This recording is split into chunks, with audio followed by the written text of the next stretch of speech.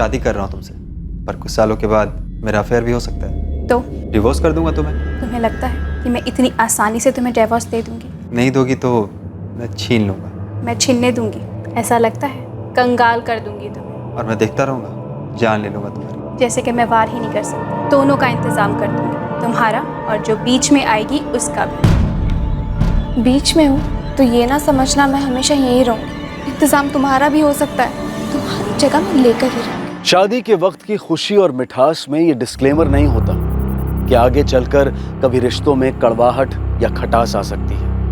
मोहब्बत का शहद नफरत का जहर बन सकता है, लेकिन अगर खटास आ जाए, कड़वाहट हद से पार हो जाए, तो सतर्क होना जरूरी है कि अब इस रिश्ते को दफन किया जाए, समझदारी से निकला जाए, इससे पहले कि ये कोई खतरनाक मोड़ ले ले। पर अफसोस, अक्सर खंडित रिश्तों में समझदारी की जगह हिंसा ले लेती है। ऐसा क्या हो जाता है उस पुरुष को, उस स्त्री को, कि वो सामने वाले पर चाकू, छुरियां और बंदूक की गोलियां बरसाने पर उतर आता है। उस इंसान की जान लेना चाहता है जिसे वो कभी मेरी जान कहता था।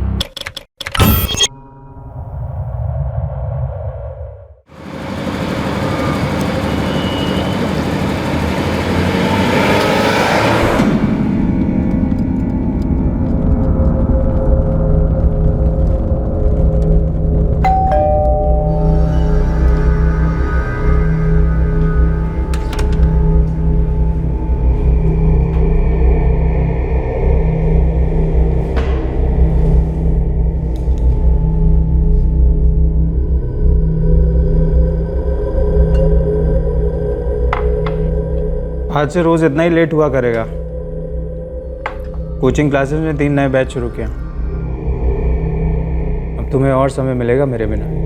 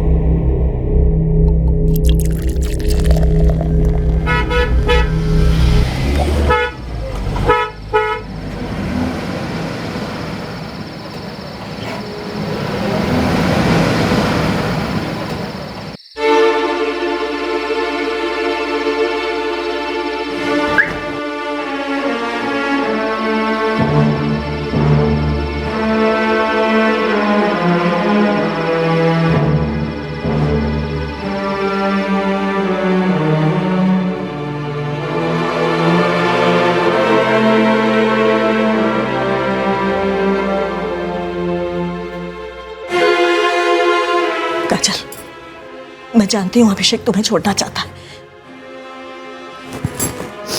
लेकिन तुम ऐसा होने नहीं दोगी, किसी भी सूरत में नहीं।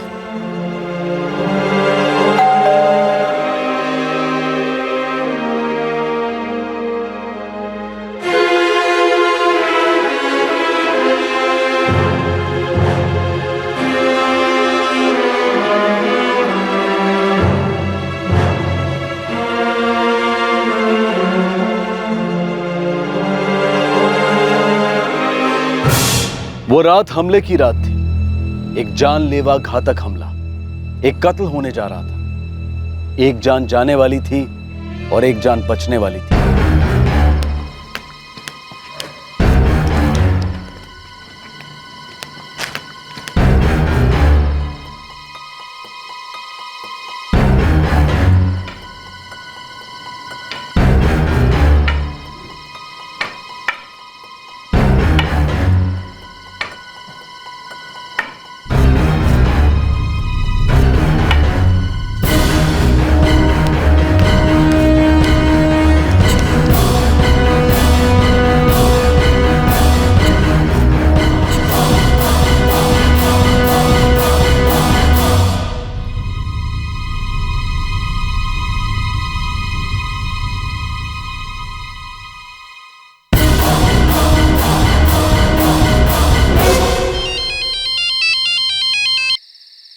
हेलो।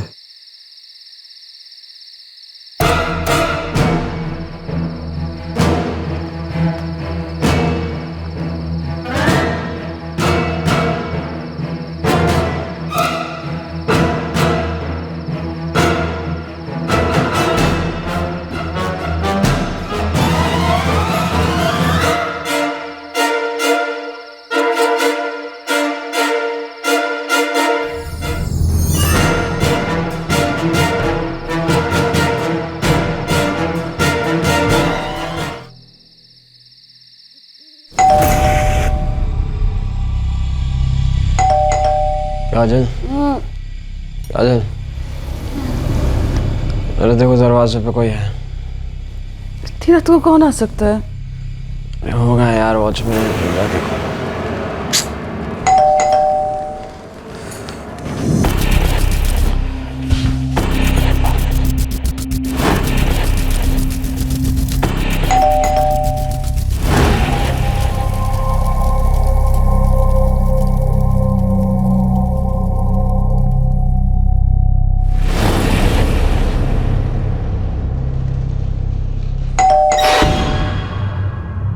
बाहर कोई भी नहीं दिख रहा है। खोलो।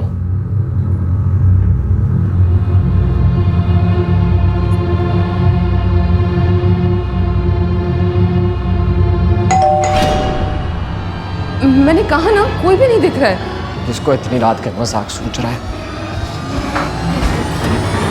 मैंने बोला था कोई भी नहीं है वहां।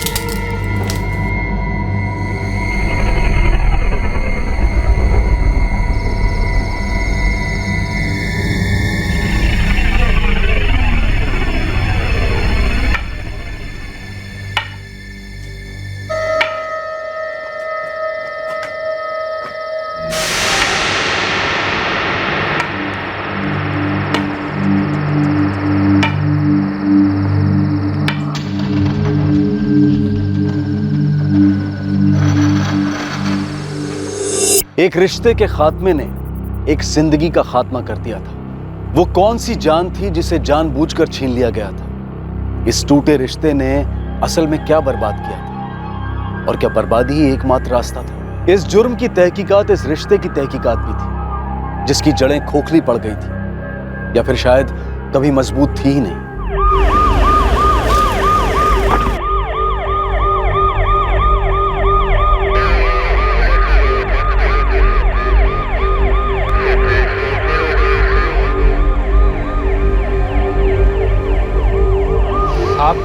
हमने तो कोई आवाज़ नहीं सुनी, बस राउंड पर थे तो दरवाज़ा खुला देखा।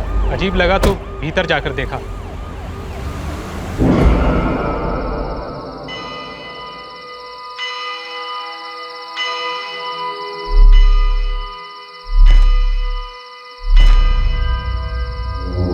हमने तुरंत 100 पर फ़ोन लगाया तो वहाँ से जवाब मिला कि काजल मेम साहब पहले ही पुलिस को फ़ोन कर चुकी थी। जब तुम राउंड पर जाते हो तो गेट पे कौन रहता है? कोई नहीं, पूरी कॉलोनी में हम अकेले ही गार्ड हैं।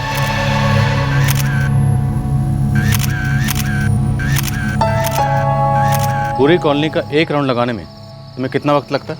यही कोई 15 से 20 मिनट। नहीं सर, कोई चिल्लाया नहीं, कोई चीख नहीं, कोई गाड़ी की आवाज़ नहीं, कुछ भी नहीं। सीसीटीवी लगे हुए हैं कॉलोनी में?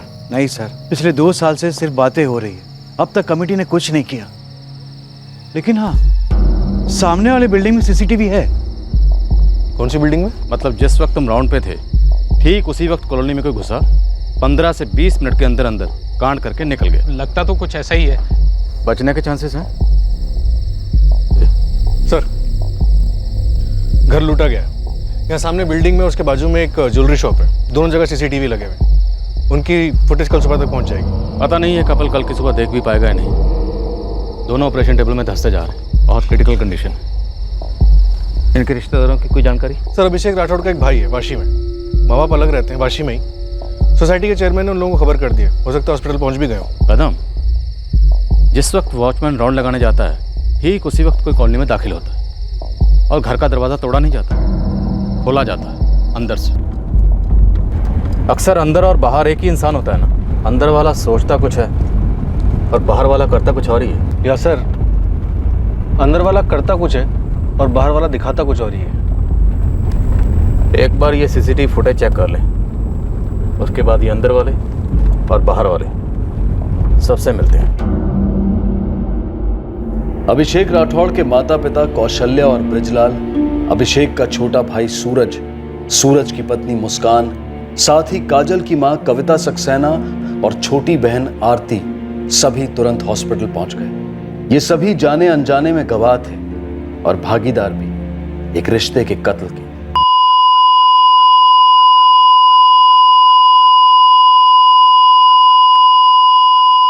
अभिषेक इस हमले को सह नहीं पाया और आखिरकार उसने दम तोड़ दिया। अभिषेक की पत्नी काजल क्रिटिकल थी पर बचने वाली थी और बताने वाली थी इस भयंकर हमले की कहानी।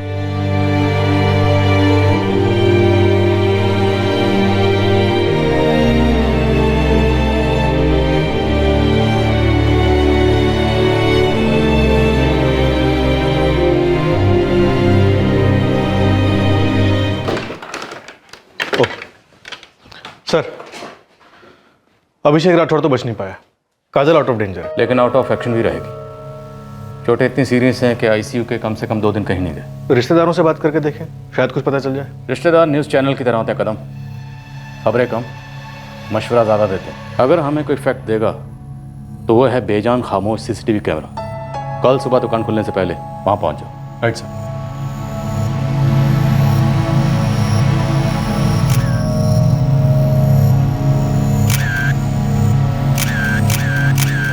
शायद छुरे से। इनकी पत्नी काजल राठौर, उस पर भी ऐसे ही वार हुए हैं। चमत्कार समझिए कि वो बच गई। जिस वक्त वॉचमैन राउंड पर गया ठीक उसी वक्त कोई कॉलोनी में घुसा। घुसने के बाद उसने इनके घर की डोरबेल बजाई। दरवाज़ा खुलते ही पति और पत्नी दोनों पर जानलेवा हमला किया। घर लूटा और चुपचाप निकल गया। इस पूरे हमले के दौरान किसी ने भी आस पड़ोस में चीखना चिल्लाना तो दूर, चूं की आवाज़ तक नहीं सुनी। और बेहोश होने से पहले इनकी पत्नी फ़ोन करके पुलिस को बुलाती है। डॉक्टर, जिस वक्त हम इनके घर पहुंचे ये जिंदा थे। काश हम इन्हें बचा पाते।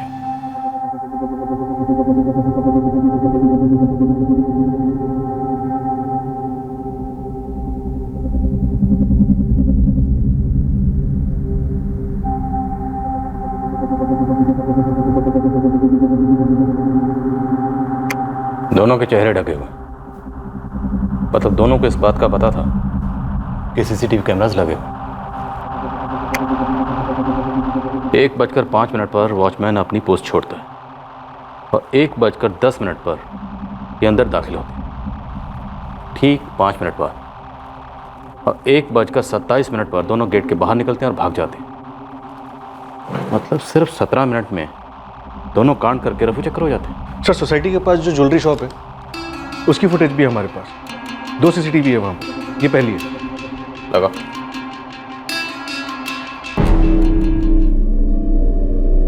रात 12:35 पर ये कॉलोनी के गेट के बाहर पहुंच गए। मतलब अंदर दाखिल होने से पहले इन्होंने आधा घंटा इंतजार किया।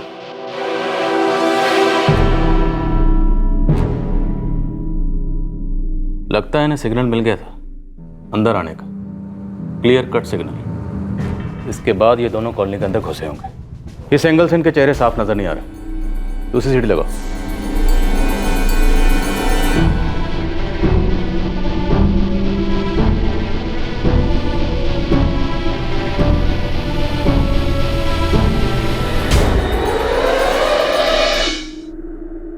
चेहरे साफ नजर नहीं आ रहे। प्रिंट आउट ले लो। सर, अपना ग्राफिक आर्टिस्ट इन चेहरों को थोड़ा बहुत क्लियर तो कर ही देगा। इस सीसीटीवी फुटेज ने हमें एक बहुत बड़ा सुराग दे दिया। ये एक प्लान्ड ऑपरेशन था। हमला किया नहीं गया, करवाया गया अंदर से। मनोज यादव, जिस वक्त तुम राउंड लगाने गए उसके 5 मिनट बाद कातिलों को फोन आया। वो कॉलोनी में दाखिल हुए, कांड किया, निकल गए और तुम वापस अपनी ड्यूटी पर आ गए। सॉलिड टीम वर्क नजर आता है। और कौन कौन है तुम्हारी टीम में? साहब, हमें कुछ नहीं मालूम। हम तो वहाँ 1 साल से काम कर रहे हैं। तुम 1 साल से वहाँ पर फील्डिंग कर रहे हो और मैच कल खेला गया 2020 और तुम्हारे प्लेयर्स 17 ओवर में चौके छिक्के मारकर कांड करके निकल गए। टीम मैनेजर कौन है? स्पॉन्सर्स कौन है इस मैच के? टीम का मालिक कौन है? बोल। साहब हमें कुछ नहीं पता, सच कह रहे साहब, साहब हमें कुछ नहीं पता साहब, सच बोल रहे साहब।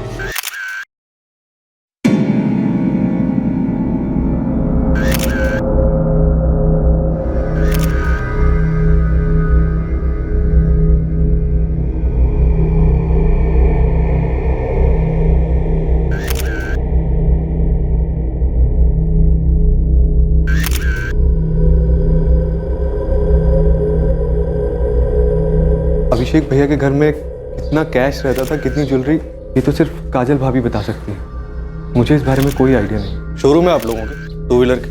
जी सर, अभिषेक भैया के 2 शोरूम हैं, एक यहीं वाशी में और दूसरा पनवेल में। और आपके? मेरी 2 स्पेयर पार्ट्स की दुकानें हैं, दोनों यहीं पे। बिजनेस अलग अलग है, रहते भी अलग हो। माँ बाप कहाँ हैं आपके? यहीं है सर। सर हम सब लोग अलग अलग रहते हैं, सबकी अपनी अपनी ज़िंदगी, अपनी अपनी पसंद नापसंद।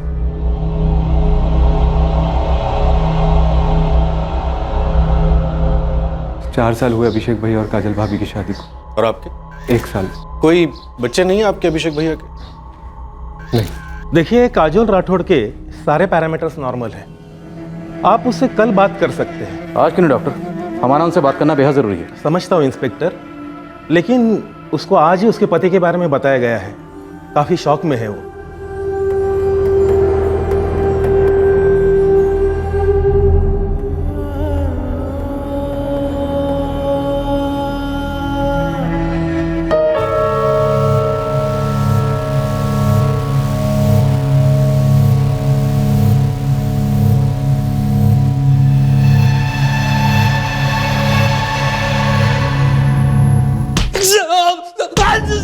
साहब मेरे पास एक ही फोन है, सबसे सस्ता वाला साहब, उसमें भी सिर्फ घर वालों का फोन आते हैं साहब। उठा लें तेरे घर वालों को यहाँ? घर वालों की कसम साहब। साहब साहब मुझे कुछ नहीं पता, उन लोगों के नाम नहीं पता मुझे साहब। मैं तो अपना काम ईमानदारी से कर रहा था साहब। साहब मैं सच में कुछ नहीं जानता साहब। ग्राफिक आर्टिस्ट का क्या कहना है? काम में लगा हुआ है सर, देखते हैं कितना क्लीन अप कर पाता है। और वॉचमैन? एक ही बात पे अड़ा हुआ है सर कि वो इनोसेंट है। वैसे उसके फ़ोन रिकॉर्ड्स भी एकदम क्लीन है। 13 अप्रैल की रात को उसके फ़ोन से कोई भी कॉल नहीं किया था। लेकिन हत्यारों को किसी ने तो फ़ोन किया था। फ़ोन करके उन्हें ये बताया कि शिकार का वक्त आ गया है। कहीं और से आया होगा सर। हो सकता है, लेकिन जिस भी शख्स ने उनको फ़ोन किया था उसे पल पल की खबर थी कि कब क्या होने वाला है। कदम, एक बात तो साफ, ये सिर्फ चोरी का केस बिल्कुल नहीं। ये आप क्या कह रहे हैं? हत्यारे बुलवाए थे? किसने बुलवाए? कौन है हत्यारे? वो हम तहकीकात कर रहे हैं कविता जी। क्या मैं इनसे बात कर सकता हूँ?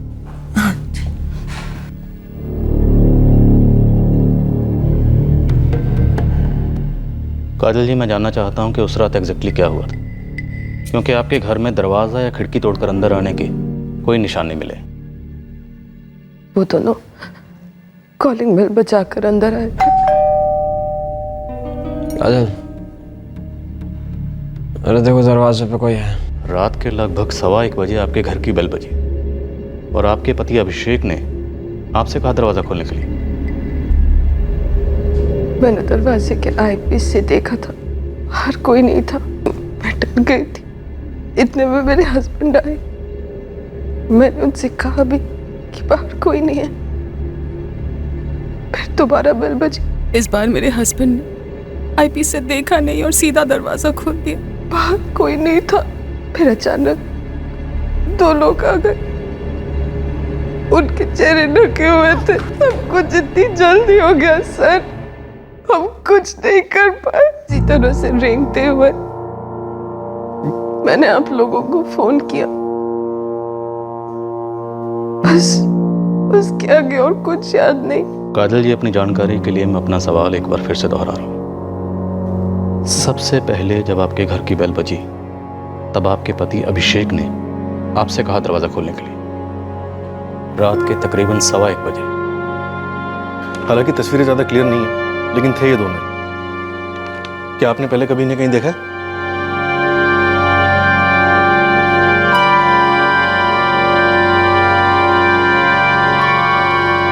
आपने? काजल जी, आपको या आपके पति अभिषेक को कभी किसी से कोई धमकी मिली थी? अजीब है ना, तकरीबन 1:15 बजे घर की डोरबेल बजती है। पति उठता है लेकिन दरवाज़ा नहीं खोलता। अपनी पत्नी को उठाता है और कहता है कि जाकर दरवाज़ा खोलो। पत्नी आईपीएस से देखती है और उसे कोई नहीं दिखता। वो डर जाती है और दरवाज़ा नहीं खोलती। उसके बाद पति खुद दरवाज़ा खोलता है और 2 हमलावर उन पर कातिलाना हमला कर देते हैं और उसके बाद घर को लूटते हैं, जो कि उनका मकसद था ही नहीं। ये लूट एक कवर अप है कदम। हमलावरों का असली मकसद कुछ और ही था, और वो मकसद क्या था ये हम बहुत जल्द पता लगा लेंगे। सीसीटीवी फुटेज से मिली 2 हत्यारों की धुंधली तस्वीरों को साफ कर उन्हें सामने लाने के लिए पुलिस का ग्राफिक आर्टिस्ट पूरी मेहनत कर रहा था, लेकिन रंग लाई एक खबरी की मेहनत। मालिक, वो सुपारी मार्केट से आपके दोनों सीसीटीवी वालों पर कुछ खास खबर तो मिली नहीं है, लेकिन कुछ और हाथ लगा है। क्या हाथ लगाते रहे उस्मान? आप ही के डिपार्टमेंट का एक कांस्टेबल था, अभी रिटायरमेंट ले लिया उसने, अब प्राइवेट जासूसी का काम करता है। तो साहब उससे बात कर रहा था मैं एक्चुअली। क्या बोला है रिटायर्ड कांस्टेबल? 4 साल पहले उसके पास एक काम आया था। किसकी जासूसी की उसने? यही जो बच गई, काजल राठौर। हाँ, बड़ी खबर मैंने देखा था टीवी पर। साहब कोई टिप मिल सकती है? देख उस्मान, उस हमले के बारे में तो मुझे कुछ मालूम नहीं है, लेकिन जो औरत वो जो बच गई है, काजल राठौर। हाँ, ब्रिजलाल राठौड़ की बहू है वो। साहब ब्रिजलाल राठौर कौन है? इसी ने मुझे फोटो दी थी काजल राठौड़ की 4 साल पहले।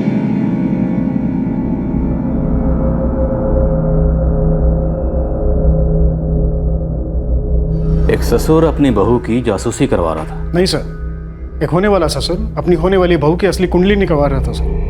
पिछले साल एक शादी में मेरे बेटे को मिली थी ये लड़की, और शादी करना चाहता उससे। तो आपको बैकग्राउंड चेक चाहिए? नहीं, कैरेक्टर सर्टिफिकेट चाहिए। मतलब ब्रिजलाल राठौर नहीं चाहते थे कि उनका बेटा अभिषेक राठौर काजल से शादी करे? सर उतना तो मुझे नहीं मालूम, लेकिन उन्हें लड़की यानी काजल के अतीत से आपत्ति थी सर। कैसी आपत्ति? सब वही रेगुलर खानदान चाल चलन।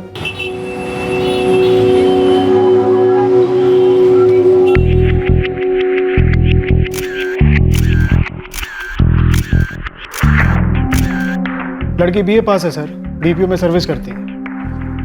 माँ कविता रंगीन है। सुना था। एक एक रंग बताओ जरा इनका। बहुत से रंग है सर, काफी लोगों के साथ घूमना फिरना और काफी कुछ। और लड़की के पिताजी? रामलाल सक्सेना नाम है इनका। 8 साल पहले कविता को तलाक दे चुके हैं और अपना घर भी अलग बसा चुके हैं।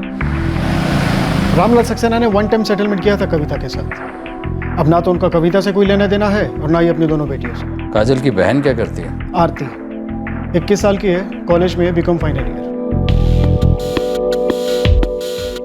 तुम्हें क्या लगता है इस फैमिली के बारे में? ब्रिजलाल जी, मेरा काम था बिना मिर्च मसाले के सही इन्फॉर्मेशन को आपके सामने रखना, जो मैंने रख दिया। अब आप इसकी फीकी खिचड़ी बनाए या मसालेदार बिरयानी, जैसा आप चाहें। मतलब साफ है कि ब्रिजलाल राठौर को काजल अपनी बहू के तौर पे नहीं चाहिए थी। सर दोनों साइड में कोई तालमेल ही नहीं था। और राठौड़ की 4 दुकानें पनवेल में, अहमदाबाद में शोरूम और ऑफिस किराए पर, और वही काजल और उसके बिन बाप की फैमिली, मतलब एकदम कट टू कट जिंदगी सर। मैंने पूछा तो नहीं, लेकिन साफ लग रहा था कि ब्रिजलाल को काजल की फैमिली पसंद ही नहीं थी। लेकिन फिर भी दोनों की शादी हुई। इसका मतलब है कि अभिषेक राठौर और काजल दोनों की लव स्टोरी बहुत तगड़ी रही होगी। कातिलों ने जब घंटी बजाई तो अभिषेक राठौर ने खुद दरवाजा नहीं खोला, बल्कि अपनी पत्नी काजल को बोला कि दरवाज़ा खोलो। क्या उसे मालूम था कि बाहर कातिल खड़े? सर अगर निशाना काजल थी तो वो तो बच गई, हमारा अभिषेक गया। शायद दोनों निशाना थे। शायद कातिलों का काम अधूरा रह गया। जिस काम के लिए उन्हें हायर किया गया था, जिस काम के लिए उन्हें वो फ़ोन कॉल आया था, ग्रीन सिग्नल वाला। फिर मैंने अभिषेक राठौड़ के फ़ोन रिकॉर्ड्स मंगवाए, शायद इस ग्रीन सिग्नल का रेड सिग्नल मिल जाए। कदम, काजल से आपत्ति तो ब्रिजलाल को थी, उनके फ़ोन रिकॉर्ड्स निकलो, और अभिषेक के भाई सूरज के फ़ोन रिकॉर्ड्स भी निकलो। हो सकता है इन्हीं में से किसी एक ने कातिलों को फाइनल ऑर्डर दिया। इस वक्त पुलिस के सामने इस हमले के 3 संदिग्ध थे। पीड़ित अभिषेक राठौड़ के पिता ब्रिजलाल राठौड़, पीड़ित का छोटा भाई सूरज राठौड़ और खुद पीड़ित अभिषेक राठौड़। पर जब इन 3 संदिग्धों के फोन रिकॉर्ड्स आए तब शक का दायरा और फैल गया। नए सस्पेक्ट्स की लिस्ट में टॉप पर थी आंचल सोनी। कौन है आंचल सोनी? अभिषेक राठौड़ को बहुत अच्छे तरीके से जानती थी आंचल सोनी। एक ही दिन में 2-2 घंटे बातें होती थी। बुलाओ जरा इन्हें, थोड़ी बातें हम भी कर लेते हैं।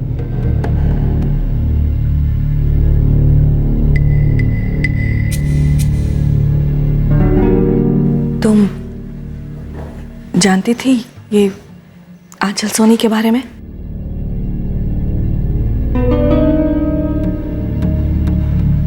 अरे हाँ, मैं भी तुम्हें बहुत मिस कर रहा हूँ।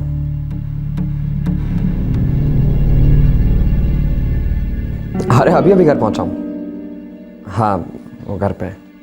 अच्छा वो छोड़ो, ये बताओ कब आऊँ? कल? ठीक है, कल मिलता हूँ। ओके ठीक है, चलो अभी रखता हूँ, बाय। वो एक क्लाइंट से मीटिंग है, उसी से बात कर रहा था।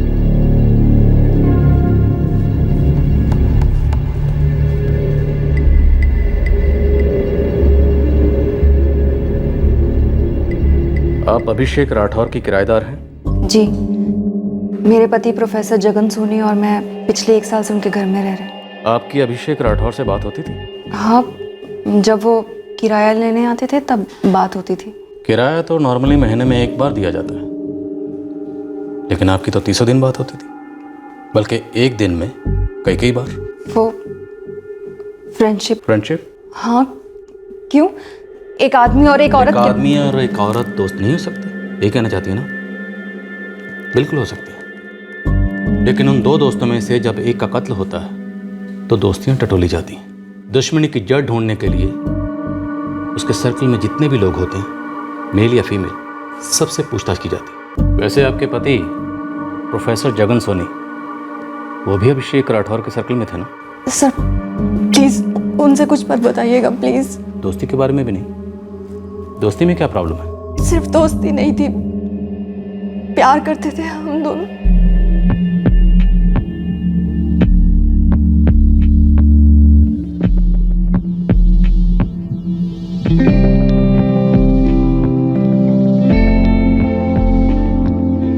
अभिषेक और मैं, हम दोनों के लाइफ पार्टनर्स हम दोनों के लिए सही नहीं थे। लेकिन आप दोनों जो कर रहे थे वो काफी सही था।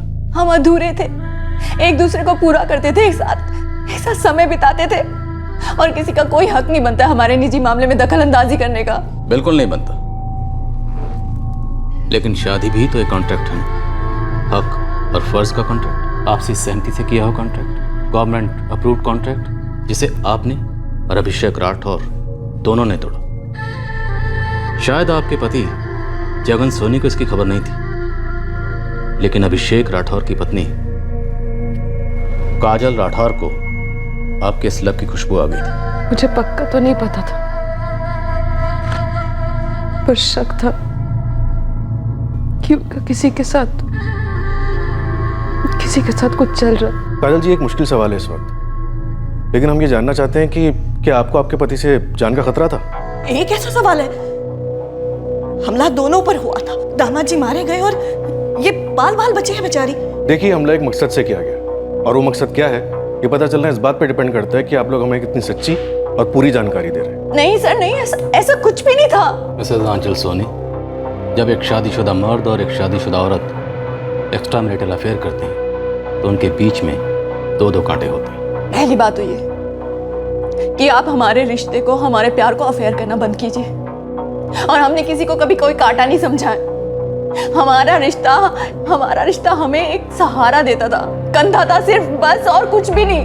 हर रिश्ता हर मुलाकात के बाद सिर्फ कंधे और सहारे तक नहीं रहता, इससे कहीं आगे निकल जाता है। और रिश्तों को वक्त और अटेंशन की बड़ी भूख होती है, और काजल राठौर आप दोनों की इस भूख को बढ़ा रही थी। मैं मान रही हूँ कि हम दोनों के मिलने में मजबूरियां थी, दिक्कतें आती थी,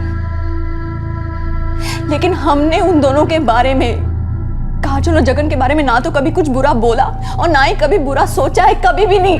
अभिषेक क्या चाहता था वो तो मैं नहीं जानती, पर उसके पिता और उसका भाई काजल के सख्त खिलाफ थे। आपको लगता है उन्होंने मरवाने की कोशिश की? वो लोग काजल और अभिषेक का रिश्ता तोड़ने के लिए कुछ भी कर सकते, कुछ भी। मिसेज आंचल सोनी, अगर आप हमसे कुछ छुपा रही हैं तो मेरी राय है आपके लिए बेहतर यही होगा कि सब कुछ सच सच बता दें। वैसे अगर आप नहीं भी बताएंगी तो हमारा तो काम ही है खुरेद कर सच को बाहर निकालना। लेकिन याद रखना, अगर हमने खुरेदना शुरू किया तो आपको बहुत दर्द होगा। अब और क्या दर्द होगा सर? जो होना था वो तो हो चुका है, पर मैं एक बात दावे से कह सकती हूँ, अभिषेक ऐसा इंसान नहीं था जो किसी की जान लेने के बारे में कभी सोच भी सकता, कभी भी नहीं।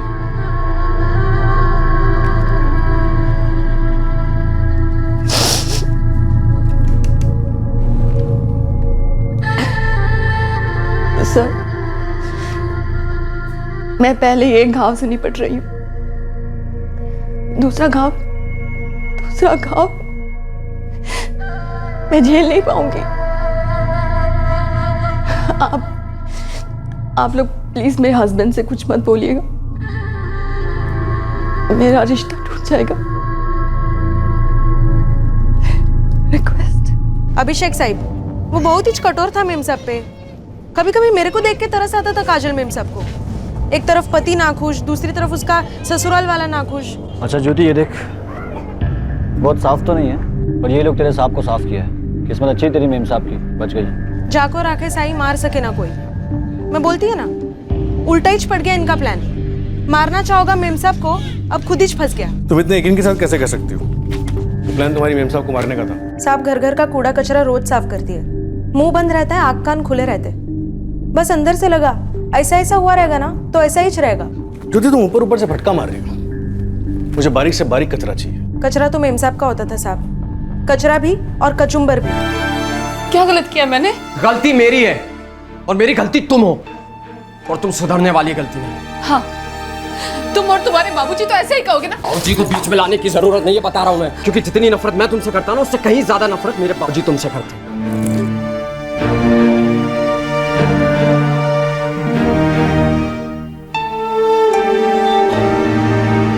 एक तरफ मेम साहब को लगता था कि साहब का कहीं चक्कर चल रहा है, और दूसरी तरफ उसके ससुराल वाले भी शादी तोड़ना चाहते थे। मतलब एक तरफ आग और दूसरी तरफ दरिया।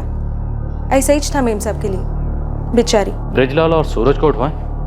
सर, दोनों के फोन रिकॉर्ड्स एकदम साफ है। लेकिन उस रात एक बहुत मैला फोन कॉल हुआ था। एक काम करो, उस रात उस वक्त उस लोकेशन पे जितने ही फोन कॉल्स हुए थे सबकी लिस्ट मंगवाओ। सर, हजारों फोन कॉल्स होंगे। हो सकता है उससे भी ज़्यादा हो, लेकिन ढूंढना तो पड़ेगा ना।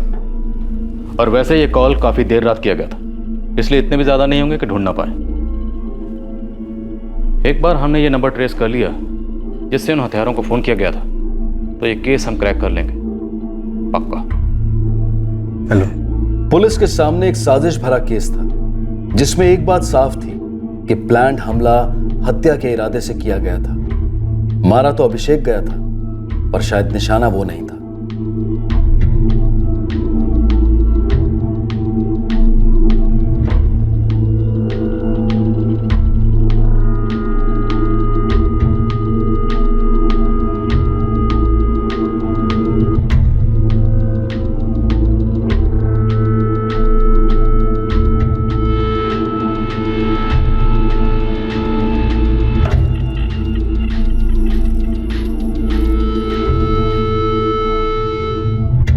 दिनेश जी सर।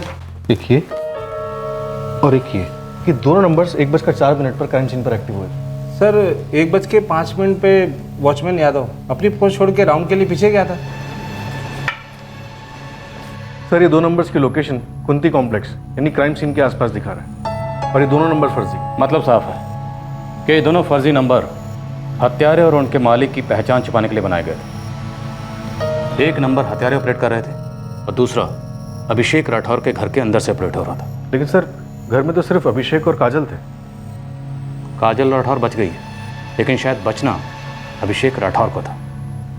अब इस रात से पर्दा ये दोनों हत्यारे हटाएंगे। सर, ग्राफिक आर्टिस्ट कह रहा था कि कल सुबह तक हमारे सामने स्केच आ जाएंगे। कदम स्केच के साथ या स्केच के बिना, मुझे ये दोनों हत्यारे लॉकअप में चाहिए।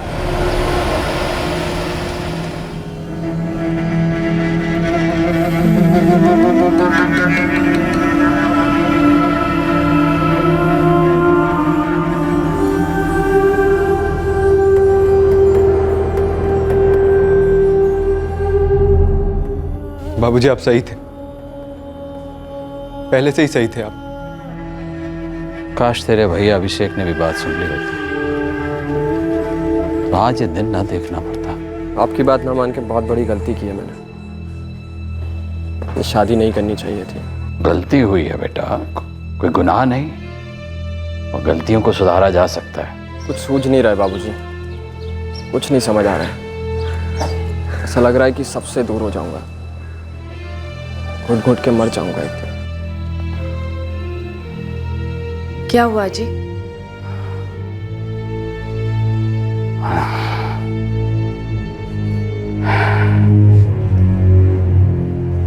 शल्या, हमारा बेटा नर्क में है।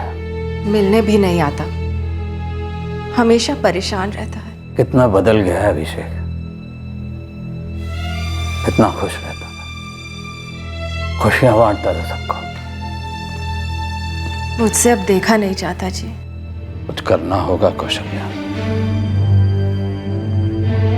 अभिषेक के लिए कुछ करना होगा। अभिषेक को इस तरह कब तो सोचा नहीं था, कभी सोचा नहीं था।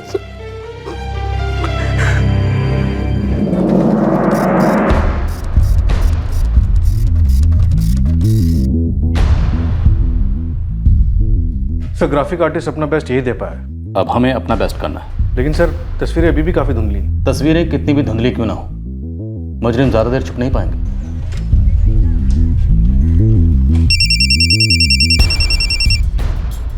हेलो, कौन बोल रहा है? ये उस्मान भाई का नंबर है? बोल रहा हूँ, तुम कौन बोल रहा है? आपका नंबर दिया है किसी ने मेरे को। वो कुछ दिन पहले आप दो लड़कों की फोटो दिखाकर पूछताछ कर रहे थे ना। तू जानता है उनको? देखो भाई, मेरा नाम नहीं आना चाहिए। अबे मेरे धंधे में नाम और चेहरे कभी नहीं आते, खाली तेरी खबर पक्की होनी चाहिए। और वैसे भी तूने अपना नाम बताया कहाँ है अब तक? अपना उन दोनों का नाम जानता है और नहीं पहचानता है। देखा है तूने कहीं, है ना? अपने इधर वो सोम चौल है ना, उधर एक इलेक्ट्रॉनिक की दुकान है, उधर इस दोनों काम करते हैं। लेकिन काफी दिनों से दोनों दिखेले नहीं है। नाम बता दे दुकान का। नाम बोले तो मूथालाल इलेक्ट्रिक। मैं बसंत सिसोदिया। सर मेरा नाम मोहन यादव है। हम दोनों मूथालाल इलेक्ट्रिकल्स में पार्टनर हैं सर। ये दोनों आपकी दुकान में काम करते हैं? सर ये तो अपने संजय और अनिकेत हैं। हाँ सर, ये दोनों तो हमारी दुकान में इलेक्ट्रिशियन हैं। ये जो तुम्हारे दोनों जो इलेक्ट्रिशियन हैं, अनिकेत सोलंकी और संजय परमार, मुझे इनकी जानकारी चाहिए।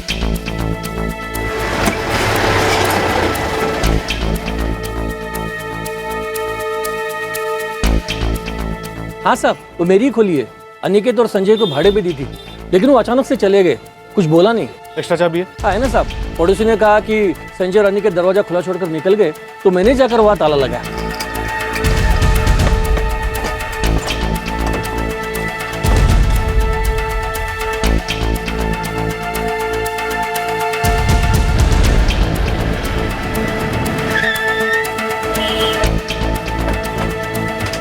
सर एड्रेस, फ़ोन नंबर, जो पता था आपको बता दिया।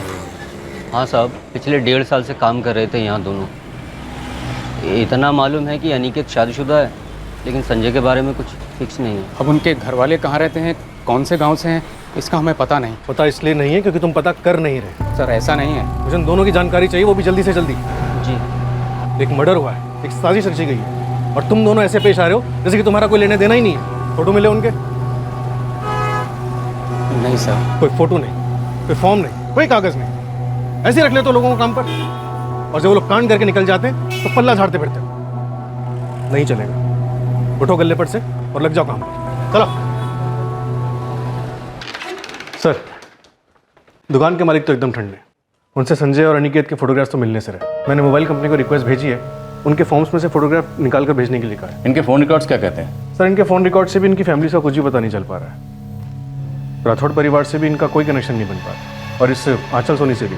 एक बार इन दोनों से हमारे कनेक्शन हो गए ना, तो इस केस के मास्टरमाइंड का हम फ्यूज उड़ा देंगे। उस्मान, ये सब लोग हमारी सस्पेक्ट लिस्ट में हैं। इन्हीं में से कोई एक है जो उस रात हत्यारों से बात कर रहा था, और इन्हीं में से किसी ने हत्यारों को कांड के लिए किराए पर लिया था। 100%। साहब आप 100% बोल रहे हैं तो समझ लीजिए 200% काम हो जाएगा। जोड़ का जोड़ निकालते हैं और इन पंटर लोगों का तोड़ निकालते हैं। इस हत्याकांड के किराए के मोहरे इस साजिश के ताले की चाबी थे। जाहिर सी बात है कि नकाबपोश हत्यारों को पुलिस द्वारा बेनकाब किए जाने से साजिशकारों को बहुत बड़ा धक्का लगा होगा। पुलिस अब बड़ी चालाकी से चुपचाप अपनी चाल चल रही थी, लेकिन साजिशकार भी जुर्म की बिसात पर फूंक फूंक कर कदम रख रहे थे।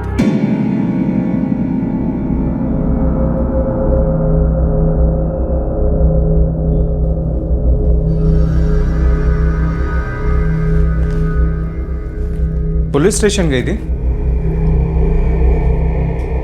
हाँ, वो पुलिस ने बुलाया था क्योंकि हम किराएदार हैं ना उनके, इसलिए। कॉन्ट्रैक्ट मेरे नाम पे है, बुलाया तुम्हें? आप जाओ या मैं जाऊं, एक ही तो बात है। और वैसे भी रूटीन के सवाल जवाब कर रहे थे, कुछ खास नहीं। ठीक है।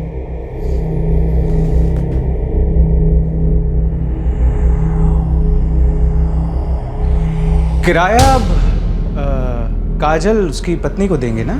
हाँ, ऐसा ही करना पड़ेगा। तो बात कर ली तुमने काजल राठौड़ से? नहीं, अभी नहीं, लेकिन बात करूंगी मैं। 1-2 दिन में बात करती हूँ उससे। एक्चुअली वो भी बुरी तरह से घायल हुई है ना। बुरी तरह से घायल हुई है।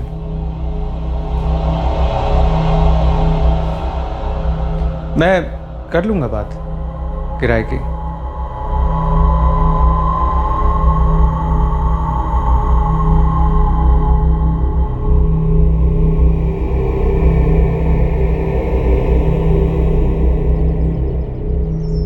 मुझसे रहा नहीं जा रहा है काजल दी, मुझे कहना ही होगा। क्या आरती, ये जो कुछ भी हुआ ये नहीं होता अगर माँ तुम्हारी जिंदगी में दखल नहीं देती। मैं जिम्मेदार हूँ? अभिषेक की मौत के लिए मैं जिम्मेदार हूँ? नहीं, दीदी और जीजू के रिश्ते की मौत के। मैंने हमेशा तुम दोनों का भला ही चाहा है। आपने सिर्फ एक ही इंसान का भला चाहा है माँ, और वो है खुद अपना। तुम्हारे पापा के छोड़ के जाने के बाद तुम दोनों को जिस तरह से बड़ा किया ना, वो मैं ही जानती हूँ। बस करो तुम दोनों, ये सब बातें करके कोई फायदा नहीं है। जो हो चुका है उसे मैं बदल नहीं सकती। लेकिन 4 साल पहले तुम खुद को बदल सकती थी दीदी, हालात को बदल सकती थी। लेकिन माँ ने अपना गेम किया, वही किया और कराया जो उनके फायदे में था। बाबूजी, 2 शोरूम का, घर का, अहमदाबाद वाले 2 ऑफिस का क्या करना है? करना क्या? मैंने तो संपत्ति दोनों भाइयों के नाम बांट दी थी। जो अभिषेक की है उस औरत को जाएगी। मतलब उसका प्लान सफल हो गया? प्लान उसकी माँ का था, मेरे बेटे को निकल गई और संपत्ति को भी। अभिषेक और काजल के रिश्ते की इमारत कच्ची ईंटों से बनी थी। इस इमारत की दीवारों में दरारें बेशुमार थीं और उन दरारों में सीलन भी बेशुमार थी। और इस रिश्ते की इमारत धंस रही थी, पर उसे गिरने नहीं दिया जा रहा था, पर खड़ा भी नहीं होने दिया जा रहा था। यह इमारत छल और कपट की नींव पर बनी थी। 4 साल तक छल और चालाकी से टिकाई गई थी। मैंने काजल से शादी करने का फैसला कर लिया है बाबूजी। वो लड़की तुम्हारे लिए ठीक नहीं है अभिषेक। आपको कैसे पता? आप पीछा कर रहे हैं उसका, या आप मेरा पीछा कर रहे हैं? तुम्हारा पीछा मैं तब से कर रहा हूँ जब से तुम 7 महीने के थे, घर में घूमते रहते थे। नजर रखता था तुम पे कि तुम्हें कोई चोट ना लग जाए, किसी गलत चीज से ना टकरा जाओ। 7 महीने का नहीं हूँ, अब मैं 27 साल का हो चुका हूँ बाबूजी। लेकिन बेटा, जो लड़की टूटे हुए घर से आएगी वो तेरा घर जोड़ पाएगी क्या? उसके पापा ने उसकी माँ को छोड़ दिया, इसमें काजल का क्या दोष है माँ? दोष उसकी माँ में है अभिषेक। उसकी माँ से शादी नहीं कर रहा हूँ मैं, काजल से शादी कर रहा हूँ। और उसकी माँ है ना, अपनी दोनों बेटियों का घर नहीं बसने देगी। आप सारी दुनिया के बारे में ऐसी राय बना लेते हैं ना। दुनिया में रहना है ना तो दुनिया को देखना भी चाहिए बारीकी से, तुम्हारी तरह नहीं कुछ देर के लिए शादी में क्या देख लिया बस। उसकी फैमिली, खानदान, सब कुछ मुझे ही देखना पड़ा। ठीक नहीं है तुम्हारे लिए। मतलब आप काजल का पीछा कर रहे हैं? तुम्हारे और इस घर की भलाई के लिए मुझे जो कुछ करना होगा ना, करता हूं और करता रहूंगा। और जहां तक इस लड़की का सवाल है ना, ज्यादा मेहनत नहीं करनी पड़ी उसका पीछा करने। उस घर की नेकनामी उसके आगे भी है और पीछे भी। एक तरफ एक पिता नाखुश था और दूसरी तरफ बेटा भी परेशान था, क्योंकि वो अपने परिवार को दुख नहीं देना चाहता था। काजल,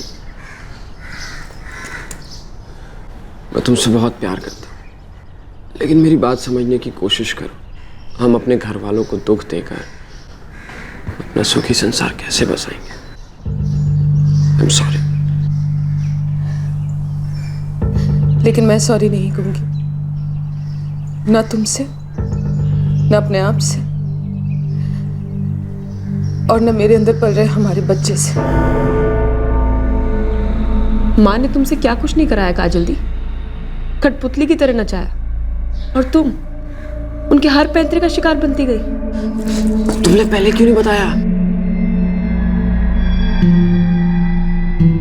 अभिषेक के पिता की नामंजूरी ने काजल को मायूस कर दिया था, पर काजल से ज्यादा निराश और बेचैन काजल की मां कविता हुई थी। उस पर दबाव डालना होगा काजल, ऐसे तुम्हें नहीं छोड़ सकता वो। प्यार में जबरदस्ती नहीं होती माँ, तकदीर भी कोई चीज होती है। तेरे पापा का मुझे छोड़कर जाना तकदीर थी, सहना तकदीर होती है, जीना नहीं। तो सुन काजल, अभिषेक के पिता ने उसे काफी कुछ दे रखा है, आगे उतना और आएगा। वो सब सारा का सारा तेरा होगा। तुझ पर मेरी तरह ऐसे नर्क में जीने की नौबत नहीं आएगी। जिंदगी को नर्क हम खुद बनाते हैं माँ। जिंदगी के बारे में वही लोग जानते हैं जिन्होंने जिंदगी देखी हो। सपने देखने और जिंदगी देखने में बहुत फर्क होता है माँ। हाँ, सपने देख देख कर ही तुम दोनों को अकेले बड़ा किया है मैंने, किसी भी चीज की कमी नहीं आने दी है। तानों की भी कोई कमी नहीं थी माँ, पांचाली की बेटियां बुलाते थे हम दोनों को। जो मैंने झेला है ना, वो तुम दोनों कभी नहीं झेल पाओगी। इसलिए कह रही हूँ काजल, अभिषेक को किसी भी सूरत में नहीं जाने देना। कैसे माँ? लोग कहते हैं ना, शादी छटे हुए लड़के को भी सीधा कर देती है। तो मैं कहती हूँ, शादी जिद्दी से भी जिद्दी माँ बाप को घुटनों पे ला देती है। तुझे बस सिर्फ अभिषेक को शादी के लिए मजबूर करना होगा। और वो मजबूर हो जाएगा। दूध पीता बच्चा है ना वो। नहीं, बच्चा नहीं है, लेकिन वो एक बच्चे का बाप बनने वाला है जिसका वास्ता उसे काजल देगी। चुपचाप मान जाएगा। माँ, ये कितना गलत है जानती हो ना तुम? वैसे भी तुम हिंट दे रहे थे कि तुम्हारे माँ बाप मुझसे खुश नहीं है, और आज तो तुमने आई एम सॉरी भी कह दिया। नो, आई एम सॉरी कि मैंने सॉरी कहा, लेकिन अब हमारे बीच कोई भी नहीं है, कोई भी नहीं, ट्रस्ट मी।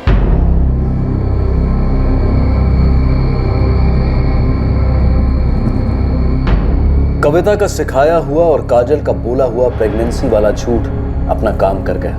राठौड़ परिवार के पैरों तले जमीन खिसक गई। अभिषेक के पिता बृजलाल को अपने गुस्से का घूंट पीकर इस फैसले को कबूल करना पड़ा। आने वाले कुल के चिराग की खुशी ने राठौड़ परिवार में सभी के शिकवों की चिंगारियां बुझा दी। शोक के अंधकार में डूब गया। इस धोखे ने अभिषेक को तोड़ दिया। काजल से शादी पर उसे पछतावा होने लगा, पर काजल की मां कविता ने ठान लिया था कि वो अभिषेक को काजल से अलग होने ही नहीं देगी। कविता की पढ़ाई पट्टी काजल ने बखूबी अभिषेक को पढ़ा दी। उसने अभिषेक को मना लिया कि उन्हें अलग घर बसाना चाहिए। काजल के झूठ ने अभिषेक को अपने माता पिता के सामने शर्मिंदा कर दिया था। इस शर्मिंदगी से बचने के लिए उसने भी अलग होने को रजामंदी दे दी। अभिषेक और काजल ने अपना नया घोंसला बनाया, पर काजल की मां की दखलंदाजी और बढ़ती गई। काजल के कंधे पर अपने मतलब की बंदूक रख कविता ने एक और गोली चलाई। आरती की जिम्मेदारी अभिषेक पर डाल दी। काजल अब अभिषेक के जज्बात और जरूरतों को पूरी तरह से भुलाकर उसे सिर्फ अपने फायदे के लिए इस्तेमाल कर रही थी। उसके सपोर्ट से कविता के लिए पनवेल में फ्लैट लिया गया।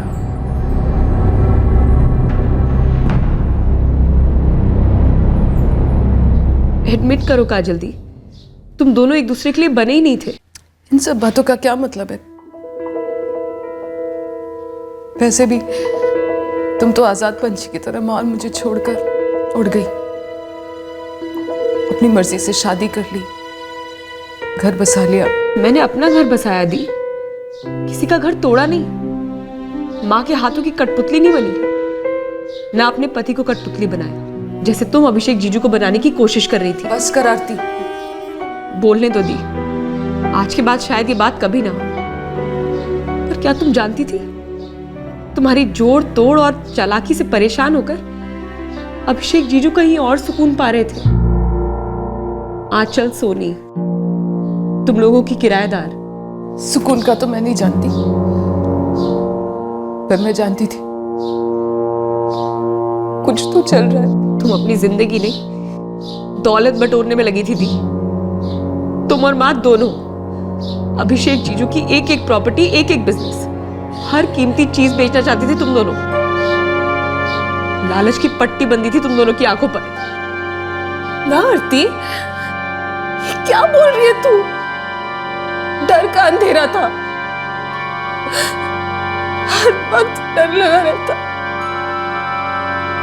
कि आज नहीं तो कल किसी भी वक्त अभिषेक मुझे छोड़ देंगे। अकेली बेसहारा रह जाऊंगी मैं। पगली, इस बार नहीं हुआ तो क्या हुआ, अगली बार हो जाएगा। अगले महीने भी टेस्ट नेगेटिव ही आएगा माँ। जो प्रेगनेंसी का झूठ मैंने बोला है, वो झूठ मुझे कभी मां नहीं बनने देगा।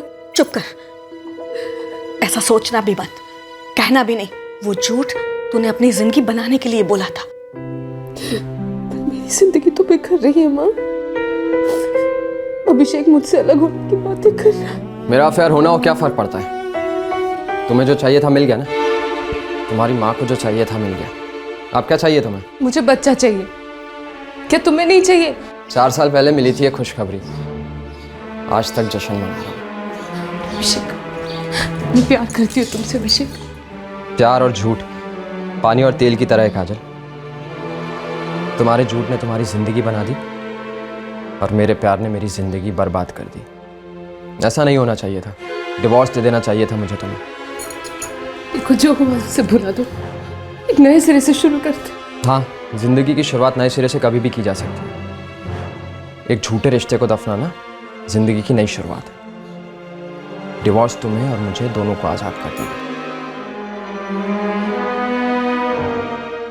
रोने के लिए जिंदगी पड़ी है, कल बहने वाले आंसुओं की कीमत आज वसूल लो काजल। वो मुझसे प्यार ही नहीं करता माँ।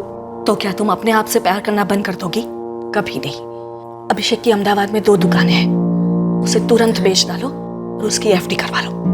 जब तुम मेरी उम्र में आओगी ना, तब ये तुम्हारा सहारा बनेगी, कोई मर्द नहीं।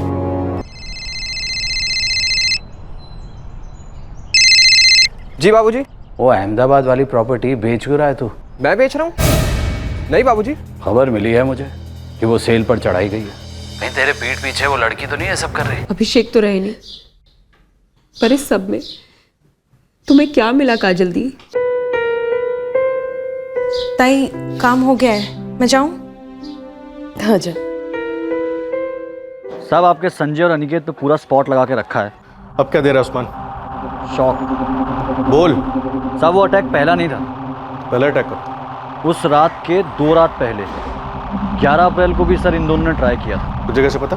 साहब, जहाँ से आपने वो सीसीटीवी फुटेज निकाली थी ना, मैं उससे बात कर रहा था, तो ऐसी कुछ पुरानी फुटेजेस देखी तो ये सोने की खान हाथ लग गई।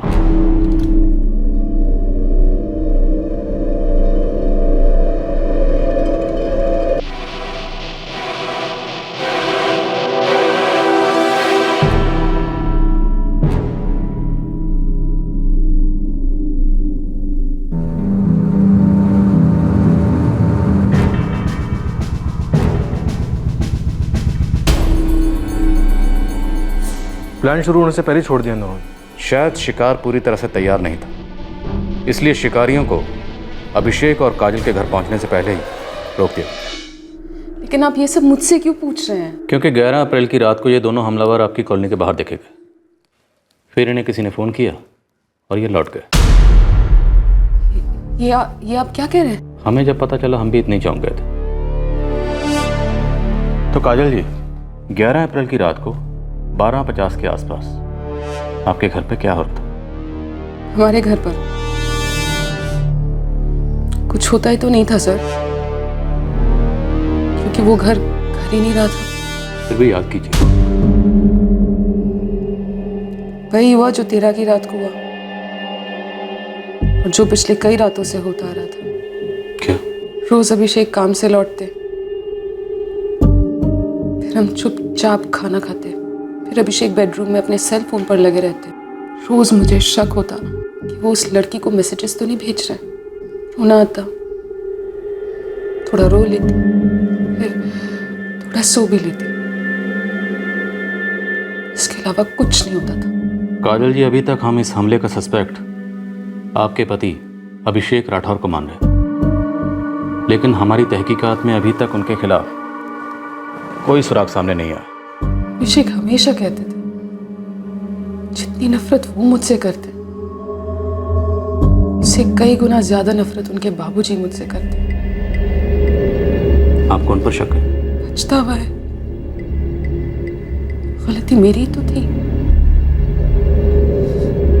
मुझे 4 साल पहले ही समझ लेना चाहिए था कि वो मुझे कभी नहीं अपनाएंगे।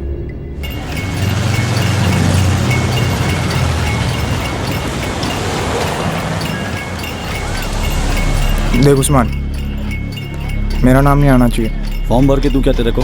स्टैम्प पेपर पे लिख के दूं? बोलना। तुझे वो कुंती कॉम्प्लेक्स वाला कांड याद है जिसमें वो राठौर टपक गया और उसकी बीवी सीरियस थी? अनिकेत सोलंकी और संजय परमार नाम है उन दोनों का जिन्होंने कांड किया। आगे बोल। दरअसल वो काम पहले मेरे पास ही आया था। फुल मर्डर है, लगना चाहिए कि चोरी हुई है घर पर। और हाँ, चोरी का सारा सामान तुम्हारा। पार्टी किधर की है? पनवेल की, कुंती कॉम्प्लेक्स। कभी करना है? 1-2 दिन में। 2 पेटी लूँगा और 1 पेटी एडवांस। ठीक है। फिर सन्नाटा, फोन स्विच ऑफ। साला ये कच्चा नींबू है कौन?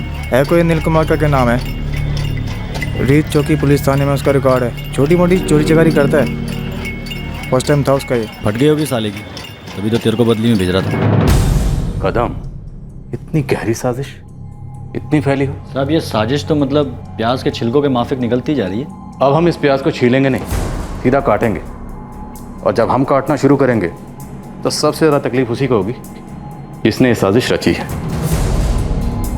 एक फ्रैक्चर्ड रिश्ते को तोड़ने की साजिश काफी गहरी थी, जिसमें एक नाकाम खाली बार हो चुका था, जिसके बाद हत्यारों ने हमला कर दिया था।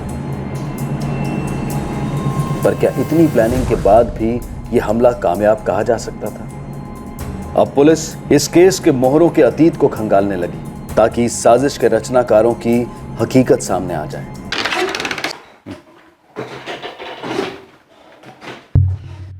सर, ये अनिल कुमार जुवेनाइल केस के लिए रिमांड होम में था। बालिग होते ही चोरी की सजा काटी और फिर एक डकैती और असॉल्ट के केस में जेल जा चुका है। संजय और अनिकेत के साथ साथ इसके खिलाफ भी रेड अलर्ट जारी करो। ये अनिल तुम्हारे नीचे क्या काम करता था? काम तो उसका मोल्डिंग मशीन का था, मगर जब वो आए तब ना। अच्छा, मतलब पूरा दांडी कुमार। दांडी क्या, पूरा 2 दिन आया, 2 हफ्ते गायब। मालूम था उसको रोज की मजदूरी है, नहीं भी आएगा तो काम रुकने वाला नहीं है। लेकिन यार ये बता, उस लौंडे का कहीं कुछ वो तो नहीं गया? कुछ हुआ नहीं यानी भाई, लेकिन एक मर्डर चार्ज में वांटेड है। क्या बात कर रहा है? और भाई शकल से तो वो साइकिल या स्कूटर ही चोर नजर आता है, फिर मर्डर में कैसे? किया नहीं उसने, नहीं भाई, किया किसी और ने, और ये करने वाले का लिंक है। खुदा कसम खा के कह रहा हूँ, पुलिस तो मतलब समझ लो उसके प्यार में गिरी पड़ी है। तो मीटिंग करा दो एक बार, कसम से बहुत अर्जेंट। देख भाई, जैसे मुझे कोई जानकारी मिलती मैं फ़ोन करूँगा पक्का। ठीक है, लेकिन तू एक काम कर। हाँ, तो मोल्डिंग डिपार्टमेंट में विनोद से मिल ले, वो दोनों एक दूसरे के दोस्त थे।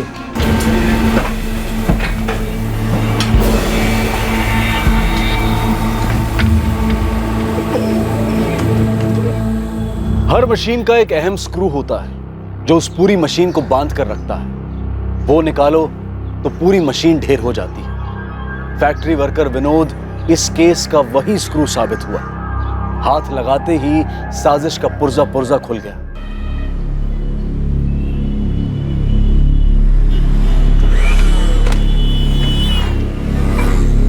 क्या सेठ, बसंत भाई नहीं दिख रहे? क्या काम है? मैसेज देने का था उनको एक। हैं किधर वो किसी काम से बाहर गया है, पता नहीं कब लौटेगा। वैसे मैसेज क्या है? और तू है कौन? मैसेज देने वाला मैसेंजर। प्यार से बात करता हूँ, पुलिस वालों की तरह नहीं हूँ।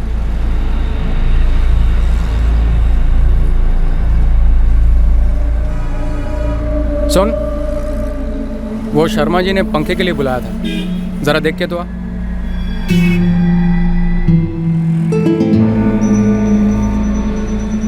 तुम्हें पुलिस ने भेजा है। बसंत सिसोदिया का पता चाहिए उन्हें, अभी चाहिए। देखो वो बस बिना कुछ बताए पता नहीं कहाँ चला गया है। उसका फ़ोन भी बंद है। मुझे सच में नहीं पता कि वो कहाँ है। वैसे पुलिस उसे क्यों ढूंढ रही है? उस्मान, ये फैक्ट्री मजदूर विनोद और ये इलेक्ट्रिक शॉप का मालिक बसंत सिसोदिया, इन दोनों का क्या कनेक्शन है? कनेक्शनों की तो बारिश हो रही है साहब। ये विनोद जो है ये बसंत सिसोदिया का रिश्तेदार है। अच्छा, और ये विनोद पता है किसका पति है? ज्योति का, अभिषेक राठौर के घर काम करने वाली नौकरानी। ये विनोद दिगे उसी फैक्ट्री में मशीन ऑपरेटर था जहां अनिल काम करता था। Right sir. और इस अनिल को कुंती कॉम्प्लेक्स में मर्डर की सुपारी ऑफर हुई। और कुंती कॉम्प्लेक्स में अभिषेक राठौर और काजल राठौर का घर है जहाँ ज्योति काम करती। ये विनोद दिगे ज्योति का हस्बैंड है और इलेक्ट्रिक की दुकान के मालिक बसंत सिसोदिया का रिश्तेदार है। और ये बसंत गायब है, फोन भी स्विच ऑफ है। और इस कांड के ये दो मोहरे हमारे प्राइम सस्पेक्ट संजय और अनिकेत इस बसंत सिसोदिया की दुकान में काम करते थे। और ये दोनों ही फरार हैं। इस ज्योति की क्या खबर? काम पर ही है सर, जैसे कुछ हुआ ही ना हो।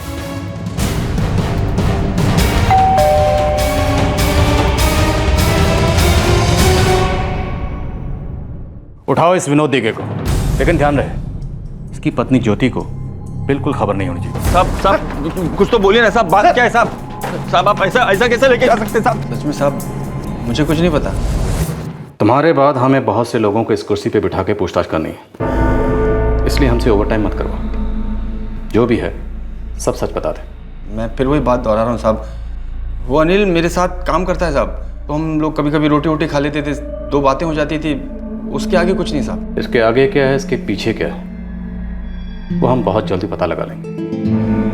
लेकिन एक बात याद रखना, अगर मुझे पता चला कि तुमने हमसे कुछ छुपाया या झूठ बोला तो तुम्हारे आगे और पीछे बहुत दर्द होगा। मैंने तुम्हें एक बात नहीं बताई आंचल। क्या? अभिषेक मिला था उसके कत्ल के कुछ दिन पहले। क्यों? ऐसे गार्डन में मिल गया था। तब मैंने उसे बताया कि मेरी लेट नाइट क्लासेस भी शुरू हो गई हैं, रात को मुश्किल से सोने के लिए घर आ पाता हूँ, संडे को भी पूरा दिन क्लासेस रहती हैं। अच्छा। उसने भी यही कहा था। अच्छा, जैसे असली जज्बात को छुपाते हुए कहते हैं ना, अच्छा, एकदम वही वाला। अच्छा, मैं कुछ नहीं छिपा रही हूँ। अब क्या छुपाओगी?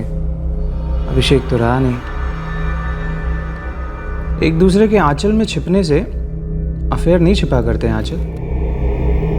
मुझे बहुत पहले से ही पता था कि मेरे पीठ पीछे रोज एक खंजर भोंका जा रहा है।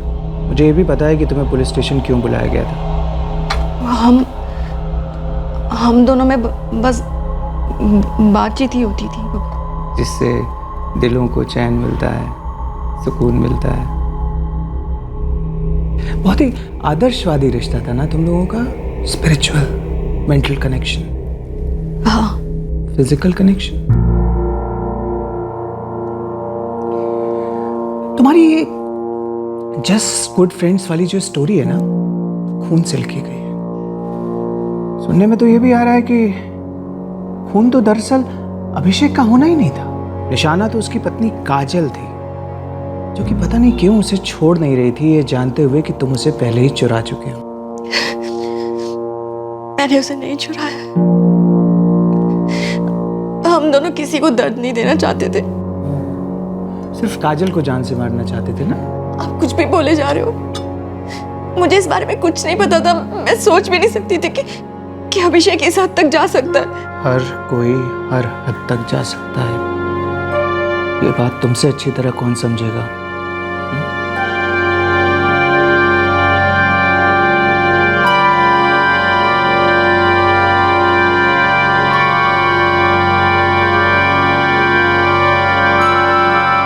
ये इत्तेफाक है साहब कि ज्योति मेरी पत्नी है और बसंत भाई मेरे रिश्तेदार। और अनिल तुम्हारा दोस्त। इत्तेफाक है, जिस घर में कांड होता है वहां तुम्हारी पत्नी नौकरी करती है।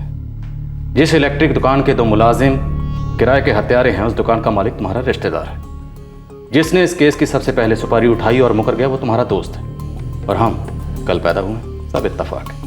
अब मैं आपको कैसे समझाऊं साहब? ये सब ऐसा दिखता है लेकिन ऐसा है नहीं साहब। मुझे कुछ नहीं मालूम साहब, सच में। देख विनोद, इज्जत से चाय पिला रहा। अगर सच बोलेगा ना तो बिस्किट भी खिलाऊंगा, लेकिन अगर बार बार ये रट लगाएगा कि मुझे कुछ नहीं पता, मुझे कुछ नहीं पता, तो हम दोनों यहाँ से चले जाएंगे। फिर ये जो पीछे खड़े हैं ना, ये आगे आएंगे। ये तुम्हें चाय पिलाएंगे नहीं, चाय में डुबोएंगे। फिर तुम्हारी हालत इस बिस्किट की तरह हो जाएगी। अब फैसला तुम्हें करना, तुम्हें बिस्किट खाना है या बिस्किट बनना है। चाय ठंडी हो रही है विनोद। ज्योति ने मुझसे 1 महीने पहले पूछा था। क्या पूछा था? क्या बक रही है? पैसे के लिए कुछ भी करेंगे क्या? हाँ तो ईमान से अगर कुछ भी करेंगे तो हमारे हाथ का भी पैसा आएगा। आज तक आया है। कितना बोल रहे हैं वो लोग? बहुत, लाखों में। वो अनिल की पूरी स्टोरी मुझे मालूम थी। वो मुझे अपने एक एक कांड सुनाता रहता था, इसलिए मुझे लगा कि वो ये काम कर लेगा। आराम से कर लूँगा, लेकिन ये काम अकेले का नहीं है। एक और पार्टनर ढूंढना पड़ेगा मेरे को। लेकिन हाँ, रोकड़ा तगड़ा लगेगा। तगड़ा? कितना?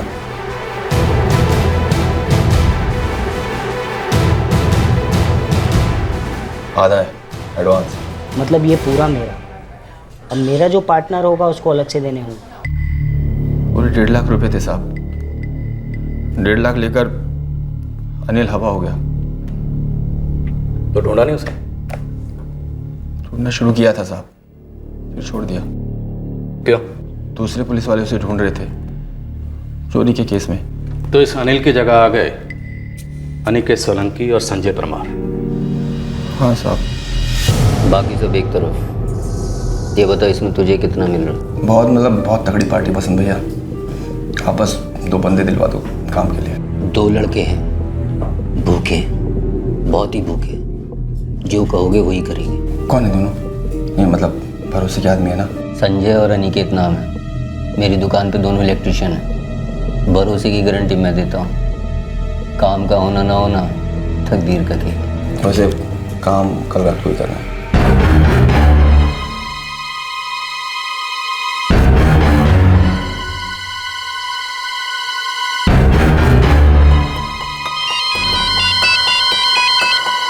हेलो। चल, आज नहीं होगा। कुछ हो गया था साहब, उनको रिटर्न जाना पड़ा। क्या हो गया था? मालूम नहीं साहब। अरे बोला ना नहीं मालूम। अब एक एक बात थोड़ी बताता है मेरे को कोई। उसको पता है ना कितना बड़ा रिस्क है इसमें। नोट भी उतने ही बड़े हैं। तो अब कब करना है? कल रात। कल रात? साले विनोद, पहली बार दोनों पूरा काम कर रहे लड़के। तुझे पता ना कितनी हालत खराब होने की कल रात के बाद। तो हम कौन सी यहाँ चैन की सांस ले रहे हैं? और वैसे भी अब मेरे और ज्योति के हाथ में कुछ नहीं है। बस ऑर्डर आया है, कल होगा। अगली रात 13 अप्रैल को दोनों ने काम कर दिया, जो कि पूरा नहीं हुआ, गलत हुआ। प्लान ये था कि काजल का कत्ल होगा, अभिषेक को जख्मी किया जाएगा, किसी को शक ना हो, इसलिए चोरी की गई ताकि सिर्फ चोरी का केस लगे। लेकिन उन नौसिखियों ने अभिषेक का कत्ल कर दिया, काजल को जख्मी कर दिया और इस प्लान को पूरी तरह से उल्टा कर दिया, है ना? नहीं साहब, प्लान उल्टा नहीं हुआ साहब। मतलब? सुपारी अभिषेक की निकली थी साहब।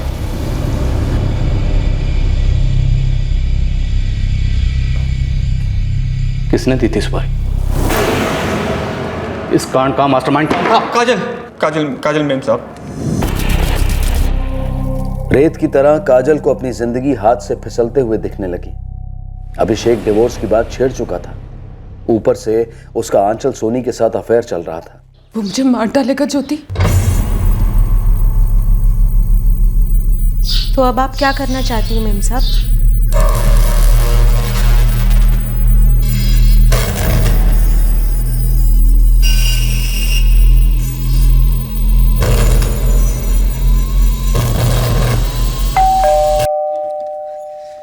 यही दिन दिखाना चाहती थी ना आप काजल दी को? क्या दिन?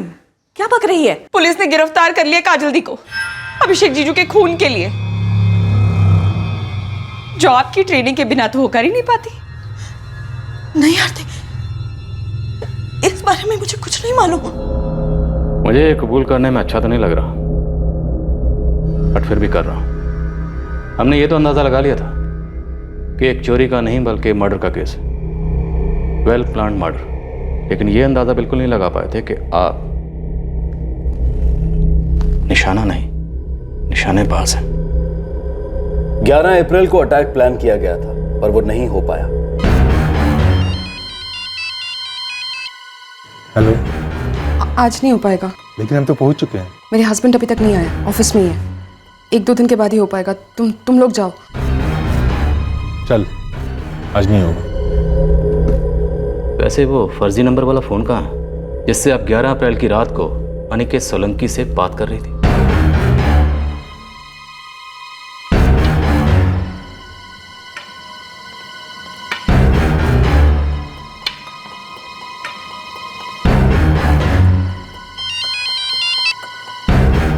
हाँ, तुम लोग तुरंत आ जाओ।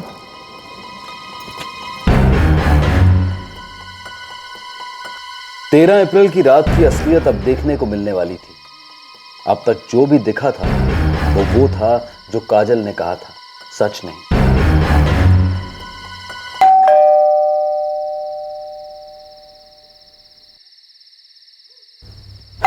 अभिषेक,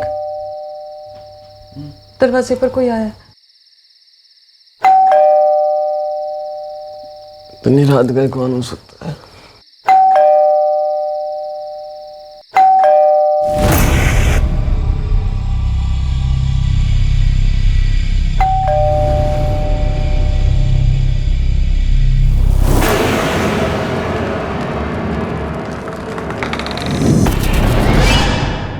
मुझे इस बात की हैरानी नहीं है कि कोई एक आदमी के साथ अपने मरते हुए रिश्तों से दूर जाने के बजाय पैसों के लिए उस आदमी को ही मार डाले।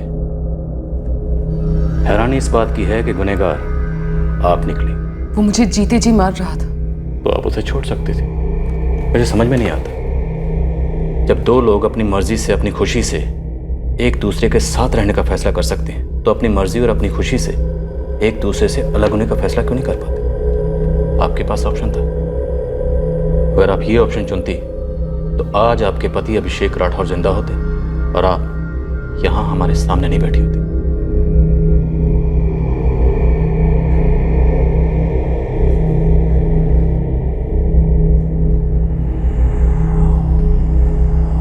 ना मैं उसे उस रिश्ते में पड़ने से रोक पाया और ना ही उस रिश्ते से निकाल पाया। इस साजिश के मोहरे संजय परमार और अनिकेत सोलंकी काफी दूर तक भागे, पर आखिरकार उन्हें घुटने टेकने ही पड़े। इन दोनों को पैसों की इमरजेंसी थी। वो उस पैसे को पाने के लिए कानून का डर और ज़मीर की पुकार दोनों को ठुकरा गए थे। इस हत्याकांड में मास्टरमाइंड एक ही थी और वो थी काजल। बेटा, भविष्य को सेव करने का मतलब ये तो नहीं था कि तुम अभिषेक की जान ले लो। तुम्हें ऐसा नहीं करना चाहिए था। मुझे ऐसा नहीं करना चाहिए था। दरअसल मुझे एक और चीज नहीं करनी चाहिए थी।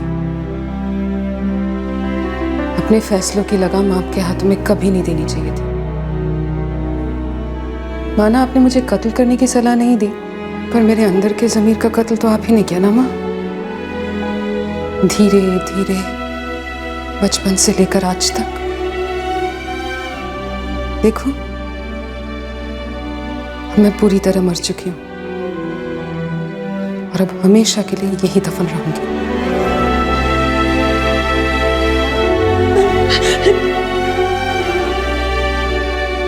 एक टूटे फ्रैक्चर्ड रिश्ते ने इस भयंकर जुर्म को जन्म दिया। इस जुर्म ने एक आदमी की जान छीन ली, एक औरत और उसके मोहरों को आजीवन कैद में डाल दिया और एक जोड़े को उसी कश्मकश में डाल दिया जो पहले जोड़े के खंडित रिश्ते में थे। इस केस के साथ फिर एक बार चंद मूलभूत सवाल उठे। सवाल पहला, जब एक रिश्ता खट्टा हो जाता है तो उसमें और कड़वाहट भरने का क्या मतलब है जो एक जुर्म को जन्म देती है और कोई अपने जीवन साथी का कत्ल करने पर उतर आता है। सवाल दूसरा, कुछ स्त्री पुरुष ऐसे रिश्तों की तरफ क्यों और कैसे आकर्षित होते हैं जिस पर लगी विनाश की मोहर को कोई अंधा भी पढ़ सकता है। सवाल तीसरा, जिस अदब के साथ लोग रिश्तों में जुड़ते हैं, उस अदब, उस गरिमा का चाहे एक छोटा सा अंश ही सही, वो अंश जोड़े अलग होते वक्त क्यों नहीं दिखाते? सवाल चौथा, जब एक रिश्ता हर तरह से निष्क्रिय हो चुका होता, मर चुका होता, तो इस बात से क्या फर्क पड़ता है कि किसी दूसरे नए रिश्ते की तरफ पहल किसने की? और आखिरी सवाल, किसी और की सांसें मिटाकर कोई अपनी घुटन कैसे मिटा सकता है? इन पांचों सवालों के जवाब अक्सर दो शब्द होते हैं, लालच और असुरक्षिता यानी इनसिक्योरिटी, या ये कहें कि अपने भविष्य को सुरक्षित करने की चिंता, डर, जुनून, लालसा। पर ये दो शब्द बहुत कीमती साबित हो सकते हैं, क्योंकि अक्सर ये दो शब्द उस सीढ़ी के दो आखिरी पायदान हो सकते हैं जो जुर्म के दरवाजे से गुजरकर जेल की दहलीज तक पहुंचते हैं। अब ये केस यहीं पर समाप्त होता है, पर क्राइम पेट्रोल सतर्क का कारवां चलता रहेगा, आपके समक्ष समाज का दर्पण रखता रहेगा। अब मैं अनूप सोनी आपसे विदा लेता हूं, फिर मुलाकात होगी अगले एपिसोड में और खुलासा करेंगे एक और जुर्म का। तब तक सतर्क रहें, सुरक्षित रहें और देखते रहें क्राइम पेट्रोल सतर्क। सबक एक को, सीख हम सबको। जय हिंद। इस तरह के और भी एपिसोड देखने के लिए हमारे चैनल को सब्सक्राइब करें और बेल आइकन दबाना ना भूलें।